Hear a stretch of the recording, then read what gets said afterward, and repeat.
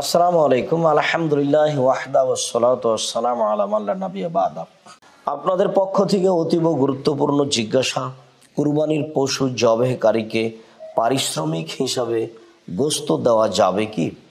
সম্মানিত দিনী ভাই বোন, আমরা আমাদের দেশের এলাকার প্রথা হিসাবে সাধারণত কুরবানির গোশতই দিয়ে থাকি। আর আমাদের এলাকায় যারা কুরবানির দিনে আর একজনের কিছু কাজের সহযোগিতা করে দেয়, সাধারণত তারা নিঃস্ব মানুষই হয় যারা কুরবানি দিতে পারে না। আর তারা আমাদের সাথে কাজ করে কিছু গোশত পাবো এ আশায়। সম্মানিত দর্শক মণ্ডলী, যারা আমাদের কুরবানির পশু জবে করার পরে গোশত রেডি করার ব্যাপারে সহযোগিতা করে থাকে, তাদেরকে আমরা পারিশ্রমিক হিসাবে কিছু দিব, এটাই শরীয়ত। তবে আমরা গোশত দিয়ে দিতে পারি কিছু অসহায় মানুষ হিসাবে, তা বিনিময় হিসাবে নয়। কেননা কুরবানির গোশতকে বিনিময় হিসাবে দিতে রাসূল সাল্লাল্লাহু আলাইহি সাল্লাম নিষেধ করেছেন। তাহলে আমরা যেভাবে এলাকার সাধারণ অসহায় মানুষেরা আমাদের সহযোগিতা করে থাকেন, সেই মানুষগুলিকে সান্ত্বনা দেওয়ার জন্য, খুশি করার জন্য তাদের হক হিসাবে আমরা তাদেরকে দিব, আর পারিশ্রমিক হিসাবে কিছু পয়সা দিয়ে দেব। তাহলে সে দুই দিক দিয়ে উপকৃত হলো, আর এটাই ঠিক হবে।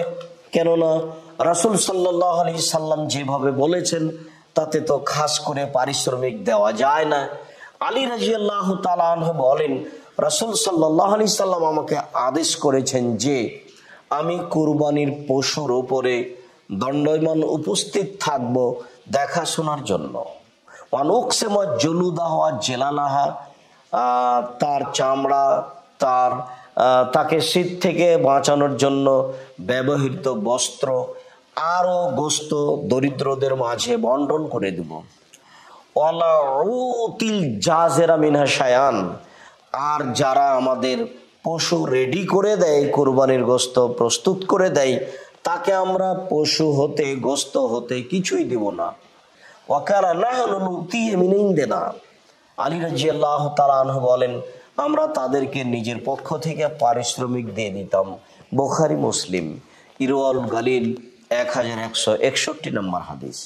সম্মানিত দিনী ভাই বোন, অত্র হাদিসে খুব ভালোভাবে প্রমাণ হয় যে আমরা যারা আমাদের গোশত প্রস্তুত করে দেয় তাদেরকে পারিশ্রমিক দিব, গোশত দিব না। তবে এলাকা ভিত্তিক দেখা যায় অনেক অসহায় মানুষই আমাদের কাজে সহযোগিতা করে থাকেন, তাকে আমরা হকদার হিসাবে কিছু গোশত দিয়ে দেব, আর পারিশ্রমিক হিসাবে আর পরিশ্রম করে হিসাবে আমরা কিছু পারিশ্রমিক দিয়ে দেব। সম্মানিত দিনী ভাই বোন, আমরা এইভাবেই যদি আমল করি তাহলে তা হাদিস অনুযায়ী হবে। আল্লাহু আ'লাম বিস-সাওয়াব। ওয়া সাল্লাল্লাহু আলা নবী ওয়া সাল্লাম। আসসালামু আলাইকুম।